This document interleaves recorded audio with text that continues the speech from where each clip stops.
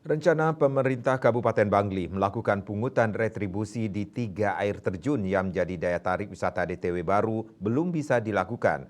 Pungutan retribusi akan diterapkan setelah perjanjian kerjasama dengan pihak pengelola kelar. Tiga air terjun yang telah ditetapkan menjadi DTW baru di Bangli yakni air terjun Tukat Cepung, air terjun Tibumana, dan air terjun Kuaraja.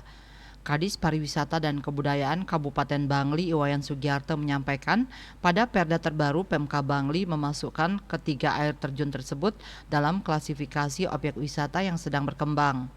Dalam perda sekarang hanya ada dua kategori pariwisata yang sudah berkembang dan yang sedang berkembang. Yang sudah berkembang itu contohnya penglipuran, sedangkan yang tiga air terjun itu masuk sedang berkembang. Untuk melakukan pungutan retribusi di tiga air terjun tersebut, pihaknya harus melakukan kerjasama dengan pihak pengelola masing-masing yang dituangkan dalam perjanjian kerjasama PKS seperti yang sudah berjalan di 5 DTW lainnya. PKS itu saat ini sedang ditunggu. Dalam kerjasama itu nanti akan disepakati hak dan kewajiban antara kedua belah pihak. Sesuai aturan, pemungutan retribusi di objek wisata hanya boleh dilakukan oleh pemerintah daerah. Desa adat, Pokdarwis hanya boleh melakukan pungutan jika sudah ada kerjasama dengan pemerintah daerah. Dayu Swasrina, Bali Pos.